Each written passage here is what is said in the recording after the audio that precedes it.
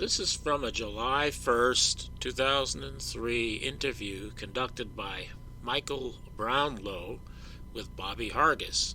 Bobby Hargis, of course, is one of the motorcyclists with JFK's limo when JFK was shot on Elm Street. And you can find the entire video on YouTube if you look for it. And I'm just going to play this little part here where apparently Bobby Hargis says that he saw policeman Roscoe White on the Grassy Knoll after he got off his motorcycle and ran up onto the Grassy Knoll. Apparently he saw Roscoe White there. Now, Hargis, let's clear up one thing real quickly.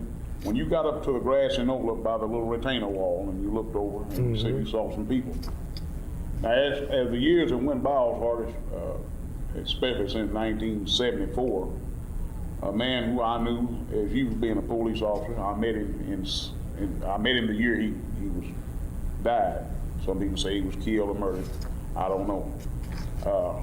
Roscoe White was a Dallas police officer. You knew him, right? Yes, And as you know, over the years, all these books that have been written by many researchers, they have claimed that there was a man behind the fence they call the Badge Man up on the Grassy Knoll. No.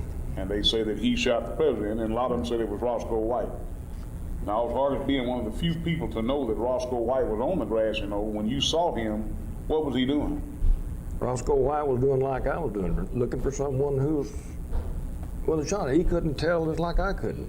That's right. Where the shot was coming from. Yeah, and I have tried to express that to people myself, being a researcher, but you can't tell them that. And then also the other question. So besides that, you saw no one acting suspicious? You see nobody with a gun? No. I hate the way Brownlow does interviews. I've listened to a couple others, and I hate the way he does interviews.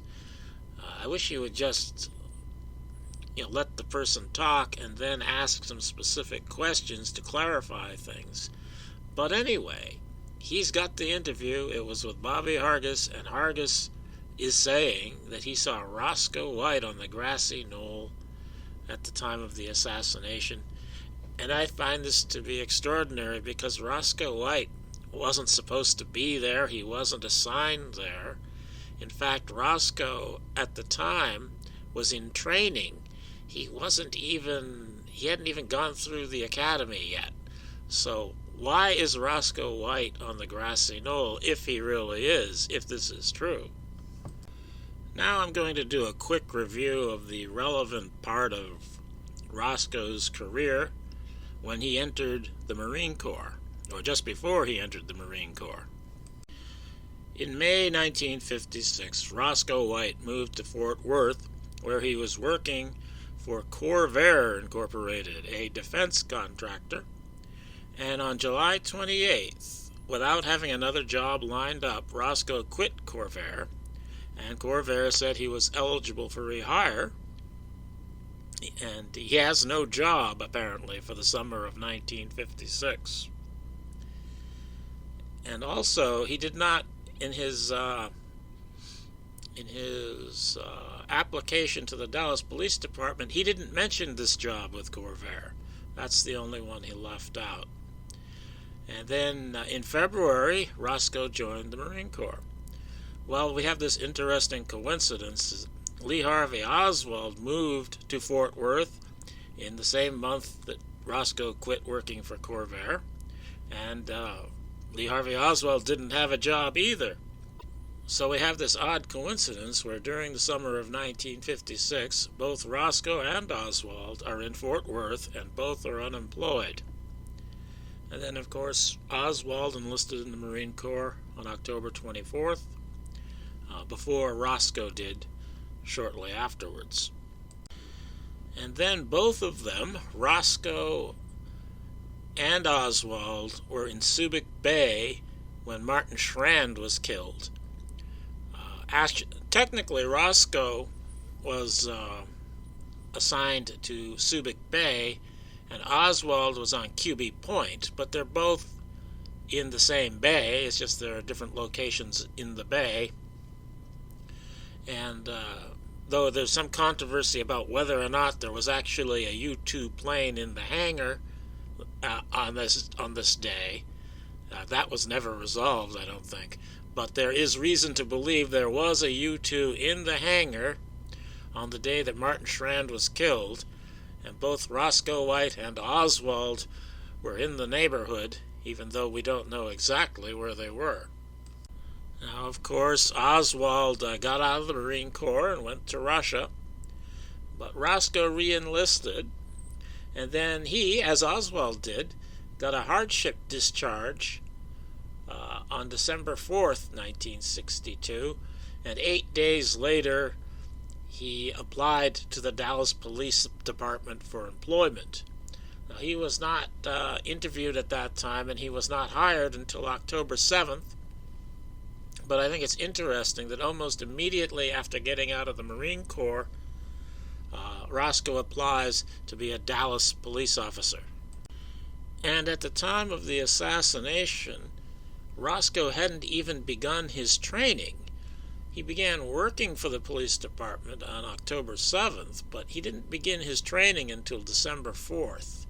And he didn't finish it in 1963, and he didn't finish it until February 28th, 1964. So at the time of the assassination, Roscoe was a trainee. He wasn't a full police officer. I don't know what they would have had him doing at the time.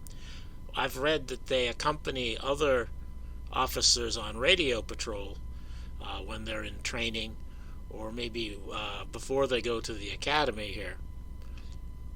But he wouldn't have been somebody who was just assigned to go be somewhere by himself. And then 2 years to the day after he had been hired by the Dallas Police Force, he resigned from the Dallas Police Force. And 8 years after the assassination, Roscoe was burned in a welding accident that ignited some cleaner fluid that was being kept underneath the table he was welding on, and he died from those injuries. When Hargis saw that the president had been shot, he got off his motorcycle, and this is from the Bell film. You can see his motorcycle in the foreground, and it's never been clear to me exactly where he went.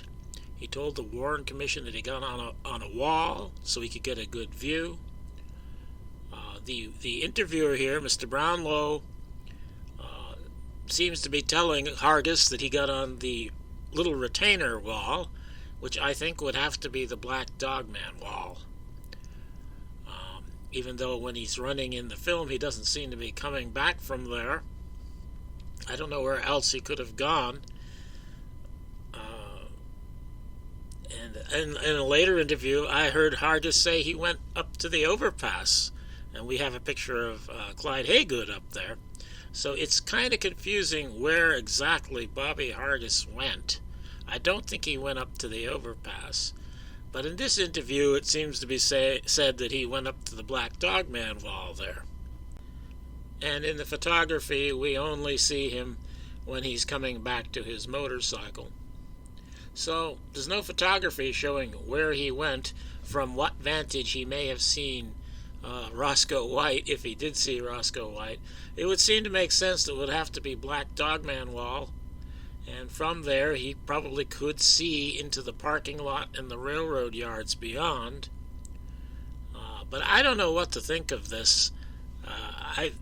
Hargis, in later years, I think started saying some strange things, or some things that I think weren't true, and I don't know why he would say he saw Roscoe White there, if he didn't, unless he's putting out red herrings for the cover-up, because if Roscoe White was there, then he had to have been involved in some way, and he would only be putting out red herrings if Roscoe White wasn't there.